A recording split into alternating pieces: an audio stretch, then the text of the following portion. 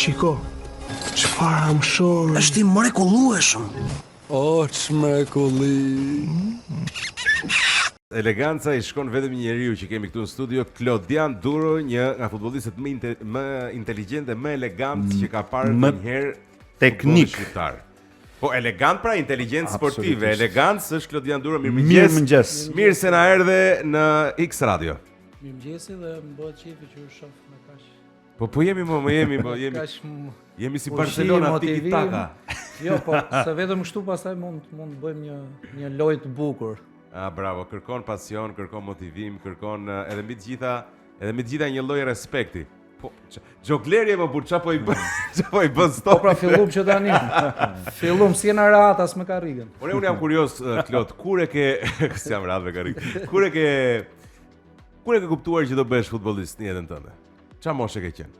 Po, kam qenë shumë i vogël, fëmijë siç ishim atëherë që Dhe më duhet të rish pak më afër mikrofonit, lutem se me zor gjenim një top futbolli, se sot ka topa me shumicë dhe gjithë e kanë më të lehtë për ta xhongluar, për të filluar dhe për të dashuruar me topën e futbollit, po realisht ne në atë kohë e kishim shumë të vështirë që të gjenim dhe një top. Të bënim dhe xhonglime për të ndjekur ëndrrën tonë. Me shumë vështirësi, unë që fëmijë, domethënë që i vogël, që jam rritur në Elbasan, në një qytet që e do futbollin dhe të gjithë fëmijët domethënë ndjekin këtë ëndër. Ashtu dhe unë që i vogël, domethënë ëndra ime filloi dal nga dal, domethënë që ta ndjeja veten që ishte topi i futbollit, ato topat e plastikës në atë kohë, që ne ndjeshim shumë të lumtur. Hajde të gjesh teknikën si ta gjush atë topin. Po i re aty kur merr topin tamam pastaj bën çuditëra. Po sot shef gjithmonë më pak fëmijë që luajnë futboll, që vendosin dy tulla aty si port. Po është sot i çojnë në për, nuk e di, akademi, po i çojnë në për shkolla. Kohët ecin, domethënë jeta vazhdon dhe sigurisht që edhe ne domethënë janë organizuar, ka shumë më tepër fusha, më tepër akademi ku fëmijët domethënë mund të shkojnë dhe mund të gjejnë kushte shumë komode, gjë të cilën ne vuanim shumë në kohën tonë, se realisht ne as fushat nuk i kishim e barë, për shembull kur kemi filluar në fillim ato fushat e lagjes apo të shkollave ku luanim, pastaj tek fushat normale, pastaj disa fusha mund të ishin me bar natyral, disa tjera pastaj sintetik. E kam thonë edhe përpara kanë jo sintetik, sot ka dalë në kohë të sotme, atëherë ishin me qymyr. Po ta them kështu, po të zeza, fushat zeza, po.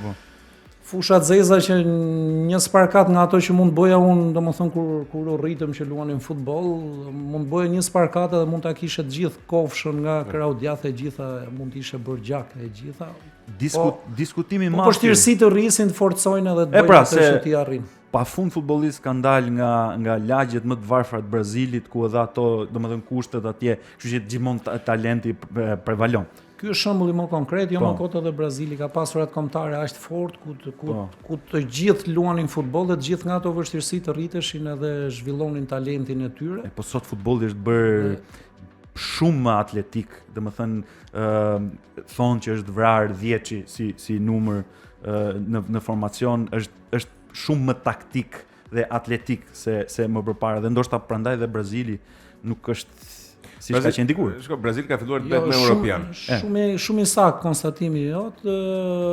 Kjo është ajo, domethënë që vet futbolli apo vet trajnerët, se realisht çdo klub mund të ketë mënyrën e vet arritjes së rezultatit, po janë të fokusuar te taktika. Realisht taktika është shumë e rëndësishme sepse është një pjesë e lojës, por unë do doja që këto numra 10 që ti the, domethënë duhet, ato janë bukuria e futbollit, janë fantazia, sepse nga një pasim i tyre, nga një driblim i tyre, aq më tepër pastaj dhe tifozët apo shikuesi që vjen në stadium, që ble biletën, vjen të shohë diçka të bukur. Dhe gjëja e bukur në futboll është driblimi, goditja, pasimi dhe goli.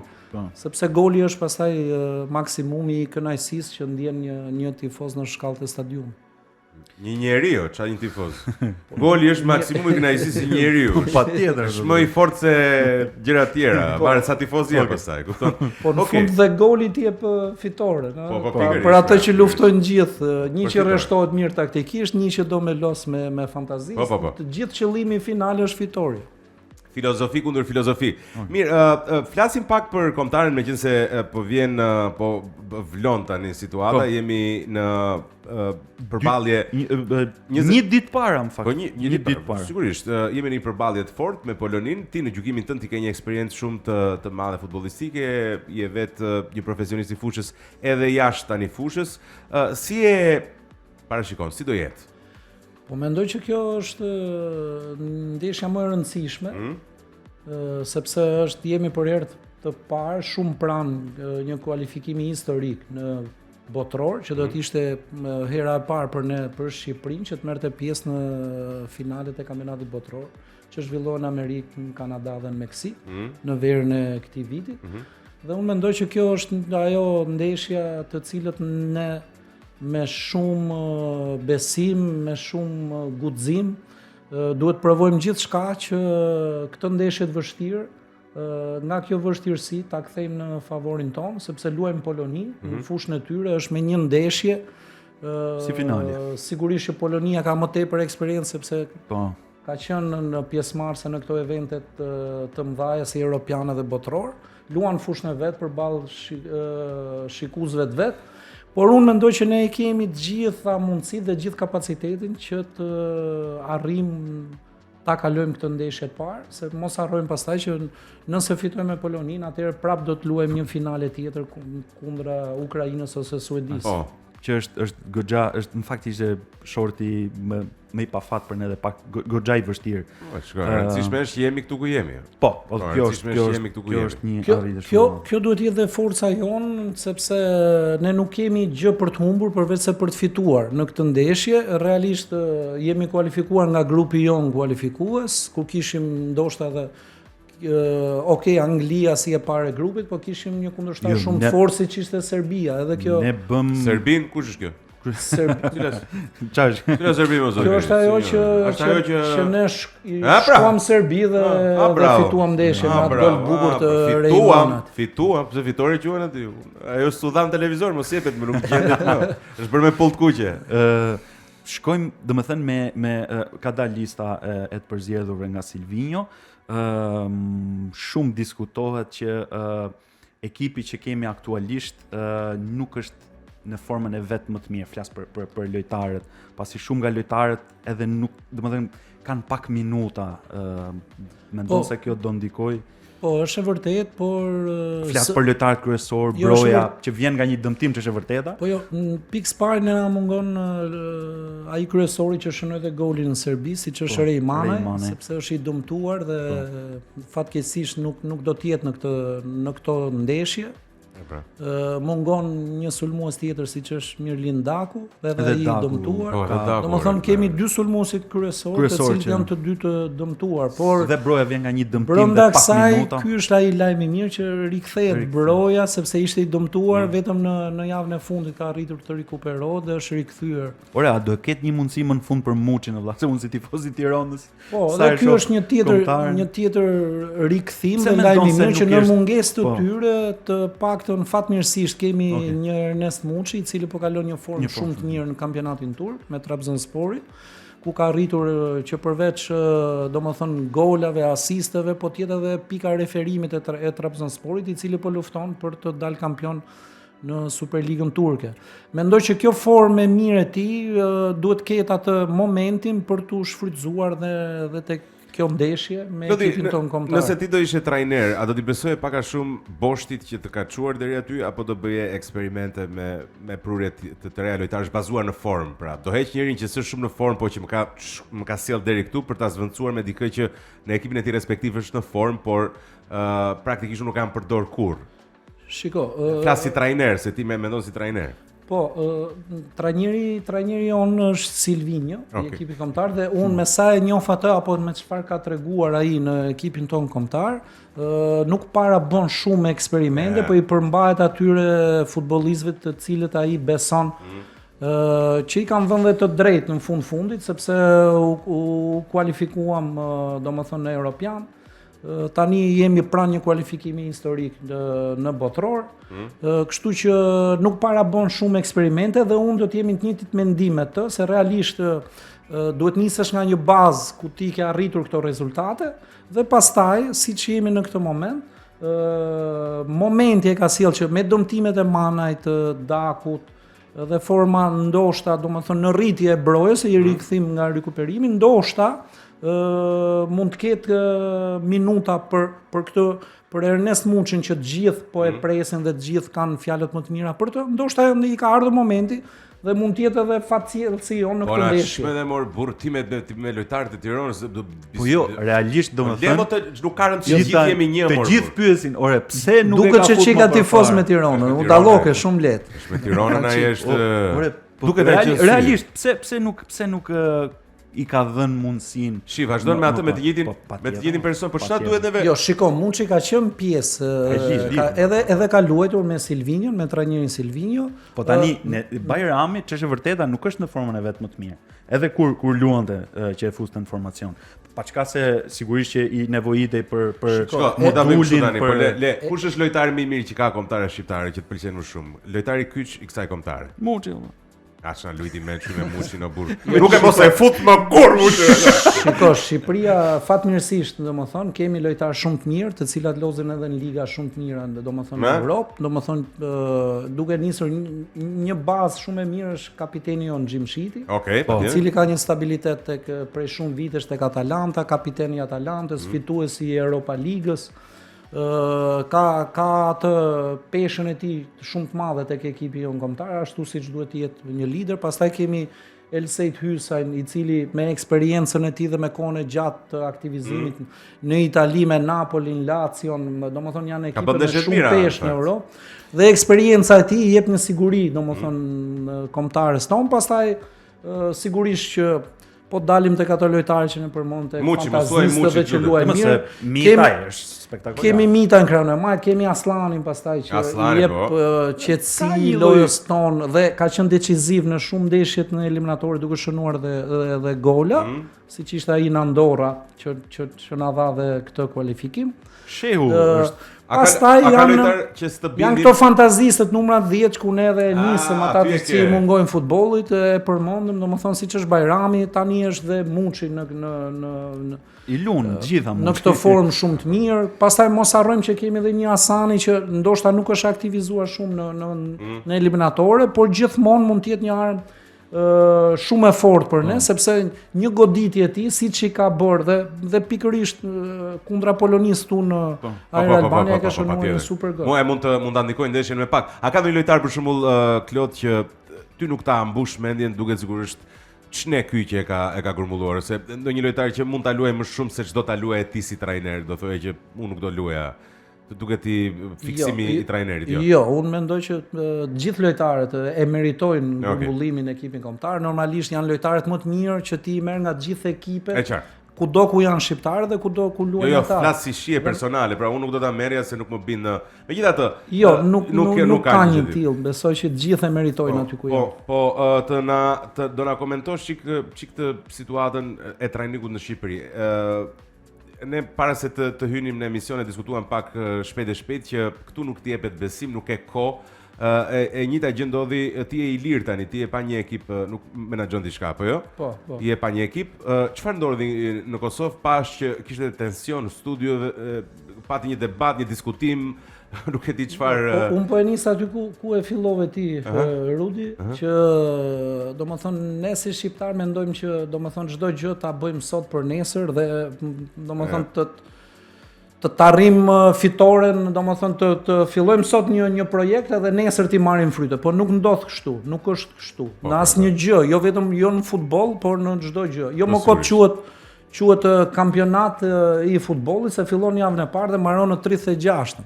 Dhe unë nuk di që kupa jepet në 5 ndeshjet e para, 10 ndeshjet e para apo në 20 ndeshjet e para. Domethënë kampioni shpallet kur mbaron kampionati. Domethënë në javën e 36, aq më tepër tani po flasim këtu për Superligën e Shqipërisë, që ka dhe Final Four, janë dhe ndeshjet finale pastaj që luan ka ndryshuar sistemi midis 4 ekipeve më të forta. Mendoj që po kalon një kohë shumë e gjatë dhe projektet duhet të jenë më afatgjata. Domethënë një trajner të cilit ti beson dhe që kërkon të bashkëpunosh me të, ti duhet të japësh besim se në fundit, pika më kryesore nga ku nis një projekt është trajneri. Po dalim në aspektin teknik tek ekipi. Domethënë presidenti apo bordi drejtues në momentin që zgjedh një trajner duhet të jetë shumë I qetë dhe të mendoj. Po e marrim këtë trajner sepse kemi këtë politik klubi, këtë projekt, e fillojmë këtu dhe ku duam të arrijmë. Vetëm nëse mendojmë në këtë mënyrë, atëherë unë jam shumë I bindur që të gjitha ekipet mund t'ja dalin dhe të arrijnë objektivat dhe pse jo, pastaj të marrim ato frytet e punës në Europë. Atje ku edhe ne aktualisht po flasim, siç folëm për ekipin kombëtar, sepse më vjen shumë keq, domethënë që nga koha po mbushen gati 10 vjet tani që nga kur ai Skënderbe I madh do të thoja unë, dhuroi ato kualifikime në Europë, hyri 2 herë në Europa League. Edhe Kuksi ka bërë goxha. Luajti me gjithë ekipet e mëdha, edhe Kuksi ku unë edhe kam qenë apo hapin tim të parë si trajner, te Kuksi e kam hedhur, ku arritëm domethënë që të ngrem një ekip shumë të mirë. Edhe Kuksi me ato kalimin e raundëve në Europë, pavarësisht se ishte shumë pranë arritjes që të futesh në grupet e Europa Ligës, po ishte një ekip kompetitiv. Por në rasti I Skënderbeut është rasti I cili duhet merret sepse si shembull, sepse ne jemi mësuar, nuk bëjmë keq sepse drejt Europës shohim, sepse atje duam të shkojmë dhe atje merren frytet dhe kemi pasur të bëhemi si Dinamo Zagrebit apo të bëhemi si Galatasaray I Turqisë apo si Fenerbahçe. Por shembullin e ke këtu, më të thjeshtë. Të hedhim hapin e parë dhe një ekip duhet të arrijë ato që ka arriti Skënderbeu. Sepse po kalojnë 10 vite nga dënimi dhe ndoshta unë jam I sigurt që ndoshta do rikthehet prap Skënderbeu dhe prap do të jetë ai që do të futet në grupet e Europës. Tani, dakord, më thej që nuk jepet kohë, është e kuptueshme, jashtë sigurisht I besohet shumë gjatë trajnerëve. Mikel Arteta u bën 5 vite që trajnon Arsenalin dhe tani mund të marrë trofeun e parë të kampionatit dhe vazhdojnë të besojnë. Është shumë thelbësore kjo sepse po marrim dhe rastin me që edhe un kam luajtur me Tiranën dhe unë jam tifoz me Tiranën. Unë jam me Dinamo, kështu që boll me realisht sepse Tirana ka qenë nga ai ekipi, po ta quajmë lokomotiva e futbollit shqiptar, ku të gjithë e merrnin shembull. Po ta marrim në këtë aspekt, këtë gjë po vuan edhe kjo Tiranë këtij sezoni të sotëm, sepse jemi tek trajneri I 4 që fatmirësisht klubi ka bërë të mundur që të rikthejë Orges Shej, një trajner dhe një ish portier I këtij Skënderbeu të madh që ishte në grupet e Europa Ligës, filloi karrierën si trajner dhe ka dalë dhe kampion I fundit, domethënë po me Tiranën. Dhe kush më mirë se ka ai e njeh ambientin e Tiranës, e di se I punohet në një klub të madh si Tirana, por është trajneri I 4 të sezonit. Që akoma kampionati ka dhe 9 javë për të lozur, ka dhe një fazë tjetër. Sa keni fol për Tiranën për të luajtur, po na bëre ti me folë Rut se ti the si bëhem që të arrijmë një projekt fitues. Dhe kjo është ajo që arrihet një projekt. Jo, I beson trajneri që ti ke besim, I lihet koha atij për të punuar dhe asnjë gjë nuk është e pamundur dhe çdo projekt realizohet. Dhe unë uroj që edhe Tirana të paktën I shpëtoj ati fundit për vitin tjetër se këtë vit. Për këtë vit I shpëtoj fundit dhe unë besoj që në këtë javë të fundit dhe do rikthehet dhe me këtë fitoren e fundit. Inshallah bie pra se na çmendet. Që pastaj sezonin tjetër ti besoj po Orgesit, domethënë shehit dhe pastaj pse jo të futet në Europë. Nuk më përgjigje për pjesën e dytë të komentit. Pse kishte kaq shumë tension që u ndije në studio, u komentua shumë, u pa. A ka një tension përgjithsisht midis kulturës shqiptare dhe të bëri trajning me atë të Kosovës, apo ishte thjesht një pakënaqësi personale që u pa në studio kundrejt te? Shiko, jemi po tek e njëjta gjë, sepse edhe Kosova është pjesë e jona, është shqiptari, ne jemi domethënë një komb, pavarësisht se jemi ndarë në 2 shtete, por e njëjta gjë, fatkeqësisht domethënë dhe Kosova ka këto domethënë hapat e tranzicionit për të kaluar dhe për të plotësuar në çdo aspekt, po sigurisht edhe në futboll ka ecur me hapa shumë të shpejt dhe jo më kot Kosova ka arritur që të fusi dhe ekipet në grupet, siç ishte Ballkani në Conference League apo siç ishte edhe këtë vit drita. Kështu që do janë këto ulje dhe ngritjet, por që Kosova me gjithë problemet që ka në infrastrukturë, në stadiume, në fusha, por ka arritur që ti fusit edhe ti kualifikoj 2 ekipet në fazën e grupeve, që është një gjë shumë e mirë, jo më kot edhe kombëtarja e Kosovës, siç ne loz Shqipëria me Poloninë, loz dhe Kosova me Slovakinë. Edhe ajo është shumë pranë një kualifikimi historik në botror, pa u kualifikuar në Europian, por që e ka mundësi të ardhë për të kualifikuar në botror. Por, poshtë në bazë, janë këto problemet e klubeve, domethënë në ndërtimin e klubeve, që nga kryesitë e klubeve, presidentat, stafet që drejtojnë, që duhet jenë më të qartë dhe më të qetë për projektet e tyre. Prandaj ndodhin dhe ajo që ti Rut po më kërkon dhe insiston që pse ndodhin këto, po ndodhin se vetë loja futbollit është e tillë shumë dinamike dhe shumë e shpejtë, por ne duhet jemi më korrekt me opinionet që flasim, me njerëzit që përballemi dhe duhet ta dim se kë ke përballë dhe çfarë kërkon nga ky debat. Sepse në momentin që ti vetëm flet pa ditur se çfarë po flet, lut me Ronaldinho. Atëherë vjen një moment që ti rrugët ndahen dhe duhet të tregojmë se ku jemi, çfarë futbolli ke lozur ti dhe çfarë futbolli kam lozur unë. Unë shpresoj vërtet. Çfarë drejton ti e çfarë drejtoj unë? Apo sa javë ti drejtosh edhe ku është aftësia ime në drejtim. Unë shpresoj që ty personalisht të jepet dhe kujdo trajnerit të jepet koha e dur për të treguar ka apo s'ka vlera. Ky është një mungesë në tregun shqiptar. Por shiko, duhet rrugë thelbësore, thelbësore për ta vazhdoj atë fjalinë tënde, është që ne duhet të njohim hierarkinë. Domethënë sepse po na bëhen shumë lëmsh. Ishte një shprehje dikur, domethënë kur ne shënonim një gol me fat dhe vetë komentatori thoshte lëmsh para portës. Është një bërë një lëmsh aq i madh para portës sa nuk po di domethënë se si duhet bëhet goli. Sepse është bërë një lëmsh, sepse unë e kuptoj atë që gjithë duhen të bëhen trajnera, gjithë duan të trajnojnë, sepse hapësira është për gjithë, tregu është për gjithë.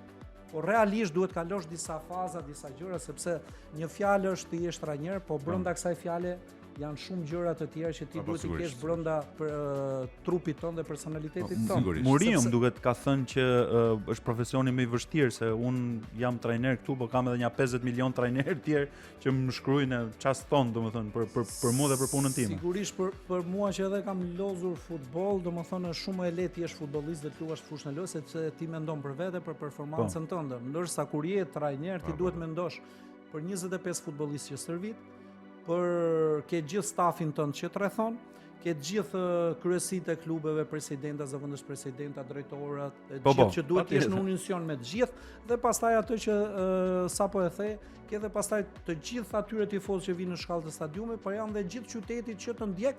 Është dhe gruaja që të kërkon llogarizim. More qumësht. Të gjithë janë trajnera. Sa herë kam thënë me 3 gjithë janë ekspertë në futboll. Gjithë kanë deluzionin se të gjithë e kuptojnë. Tani të gjitha e bukur e futbollit kjo është, që prandaj edhe pjesëmarrja është e madhe, stadiumet rrin gjithmonë plot në Europë dhe në gjithë eventet më të mëdha, domethënë të futbollit, se është sporti më i ndjekur. Por duhet të dim, domethënë që për njerëzit që përzgjedhim, sepse unë sapo po e thoja, domethënë ti je trajner, në radh parë duhet të jesh prind, duhet të jesh mësues, duhet të jesh psikolog, duhet të jesh menaxher, sepse ke gjithë këta njerëz për t'i menaxhuar, për t'i psikologjisur, për t'i drejtuar dhe në fund fare për të marrë vendime. Dhe janë këto vendime që vijnë nga gjithë kjo marrëdhënie që ti në fund fare me rezultate. Okej, do përgjigjesh me një fjalë. Trajneri më i mirë që të ka trajnuar ty si futbollist.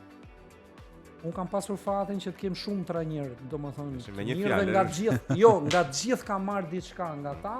Që kemë për zemër. Por, domethënë një nga trajnerët, unë nuk mund të harroj trajnerët e mi të parë, se realisht nuk duhet të harrojmë ku e kemi filluar. Dhe trajnerët e mi të parë kanë qenë, domethënë, qenë në Elbasan dhe ka qenë për të mos harruar atë që më dha dorën në fillim që u aktivizova me Elbasanin, ka qenë Astrid Sejdini, që unë dua ta përshëndes dhe t'i uroj atij shëndet edhe çdo gjë të mirë, domethënë.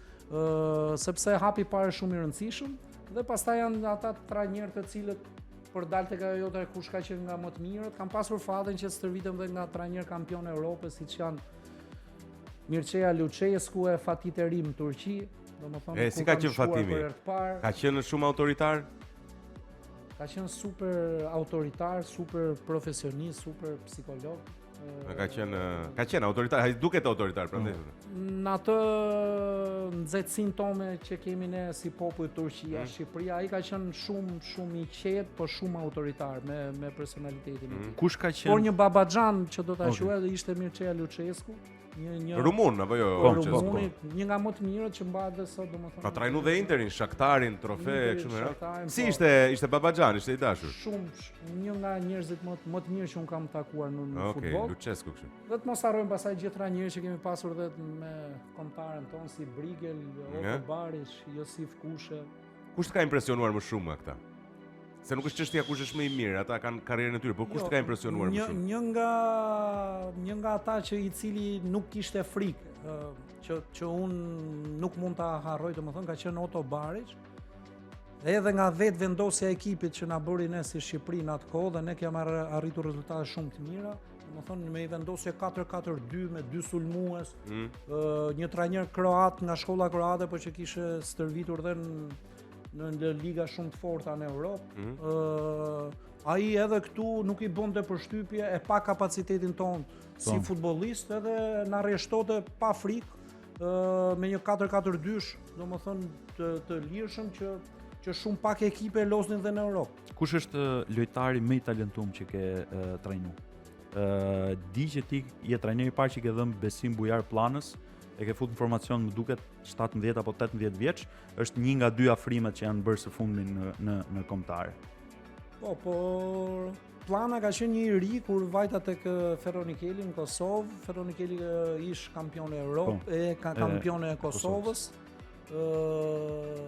Dhe një ekip domethënë gjithmonë në ngritje.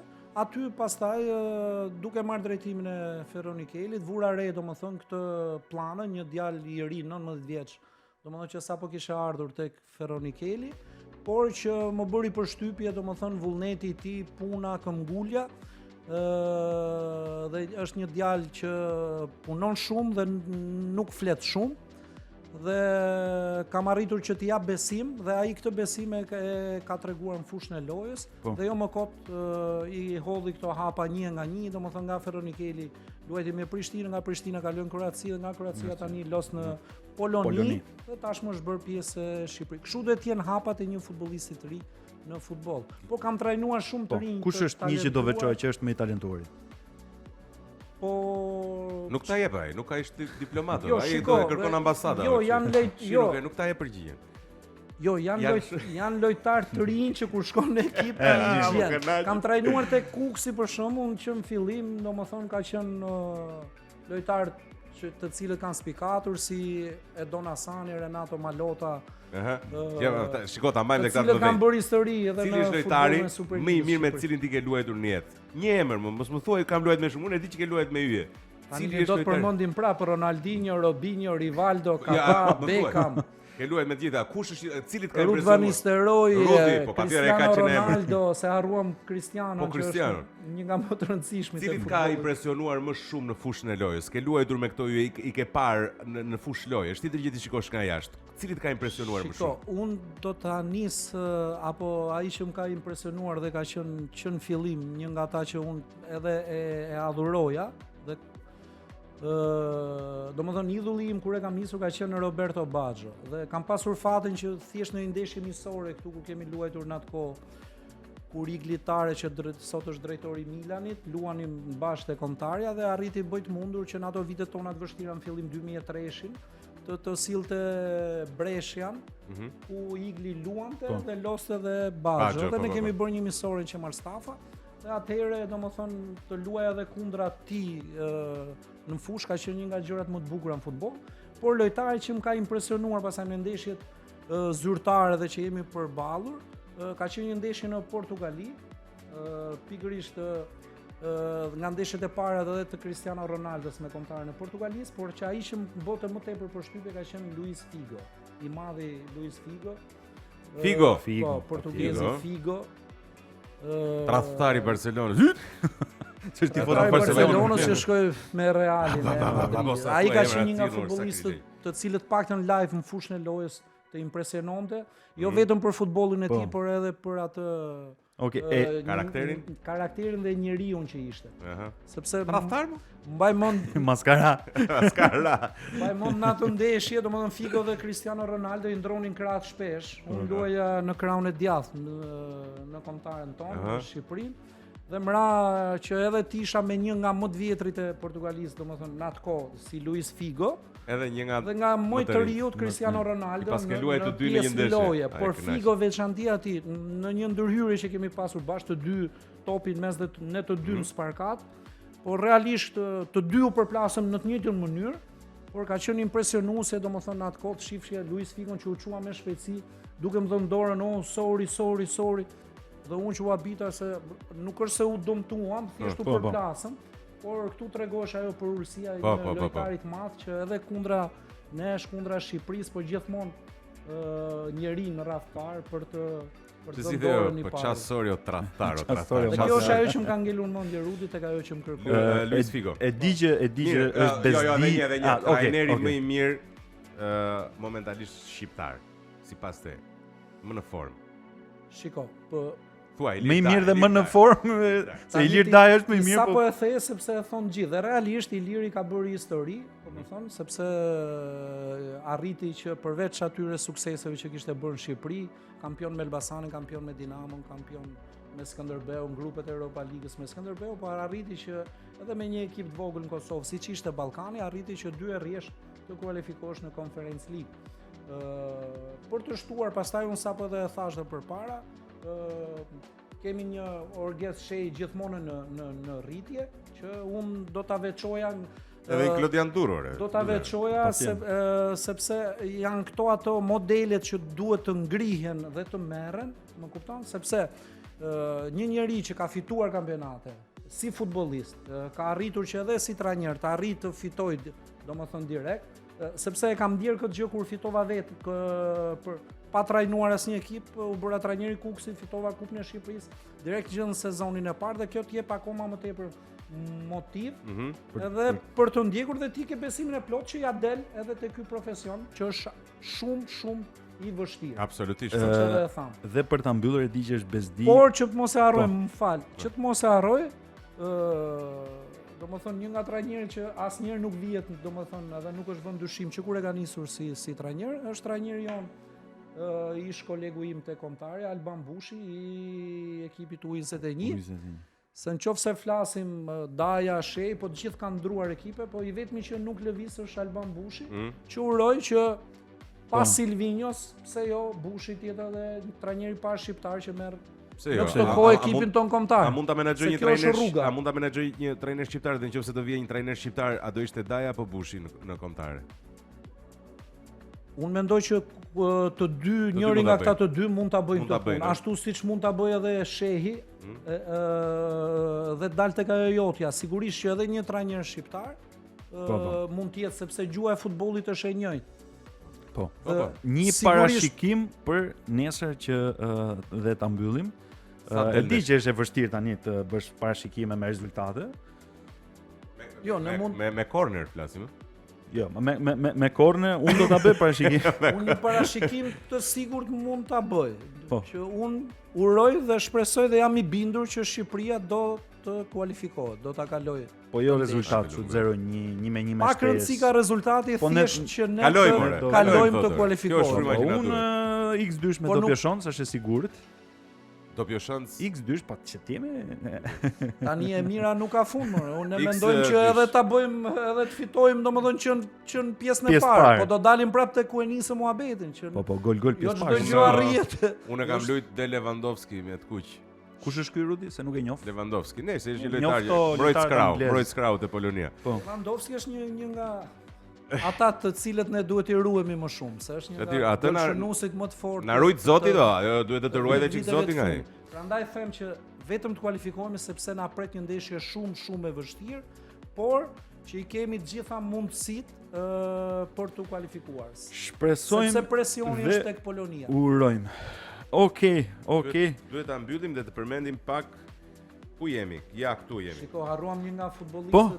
në fillim, domethënë që kur hyra këtu, më doli përpara, domethënë harruam një nga futbollistët Mos e apo thuaj, talentet, Mos e Talent? thuaj, të që s'u cilët bën unë nuk kurrë. e di pse nuk e vazhdoi atë rrugë si Romeo Veshaj, i Zoti cili ma, nuk i duroj dot këto gjëra tani kur. jo do kisha pasur qefin, ta kisha pasur kundërshtar atëherë, prandaj Ale sa gola do t'i kishe bërë burr.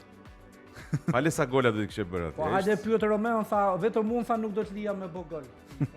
Me mendje po. Dhe ma ka thonë gjithmonë këtë gjë. Ai e vetmja mënyrë që mos i bësh ti gol aty është që të luani basket. Mos luani futboll. Skeda, po luaj dot futboll. Mirë, Klodian, falenderojmë shumë që ishe me ne. Të urojmë shumë suksese në çdo gjë që dëshiron. Aty në Kosovë kur shkon rikujtoj ajo kush je, se mbase mund ta harroj ndonjëherë andej. Edhe në Shqipëri po e harroj këtu brenda Shqipërisë, nëse në Kosovë i quhet gjitha bash shqiptar, ato gjitha ata gazetarët që harrojnë se kush je, se neve na ke bërë krenar si tifoz që të kemi ndjek dhe për mua personalisht është krenari që je sot në studio me mua dhe të falenderoj për gjithçka ke kontribuar. Faleminderit juve dhe kënaqësi, ju uroj shumë suksese dhe e kam vënë re që tani jeni bërë shumë të ndjekur dhe E pra, shumë Rrofshi. faleminderit. përveç se Shumë ndjekur dhe faleminderit. shumë viral edhe në rrjetet sociale. Faleminderit shumë. Unë mendoj që gazetarët në Kosovë e dinë shumë mirë dhe i falenderoj dhe i vlerësoj për çdo ftesë që më bëjnë, pavarësisht se hera herës është dhe pamundur që edhe ti jesh pjesë domethënë te këta, por sigurisht unë mendoj që tashmë të gjithë e kanë marrë vesh se ku ka lozur durë, sepse ka një gjë të mirë, hera herës duhet ja rikujtojmë. E pra, dhe po sepse në këtë turbullirën e kohës, në këtë tranzicion, hera herës duhet dali e vërteta siç është, sepse është ajo drita e shpresës. Kokolepsen njerëzit, kokolekse. Shumë faleminderit. Në industri nuk fiton ai që punon shumë atë Oçela, fiton ai që ka teknologjinë më të mirë, jo në futboll sigurisht. Me Simak Albania ka akses në makineri industriale të avancuara për përpunimin e drurit, metalit, plastikës dhe materialeve moderne, teknologji italiane nga lider europian, instalim asistencë dhe mbështetje plot, që ta dish, mos puno me limite, investo në performancë. Simak Albania, teknologjia që rrit prodhimin. Ju falenderojmë gjithë juve që na ndiqni. Ne kemi të kaluar parashikimin e kohës. Jemi 17 minuta shtesë, por megjithatë biseda e futbollit gjithmonë shijon aq më tepër kur ke një legjend të lojës si Klodian Duro. Ne do të takojmë sërish nesër ora 7, siç e do zakoni. 0700. Deri atëherë kalofshi sa më bukur, mos harroni të ndiqni X Media në të gjitha rrjetet sociale, në platformën YouTube dhe mos e hiqni nga 107.7 në radio. Por edhe xmedia.al, shikoni lajmet atje. Janë dhe lajme aty, harroj gjithmonë.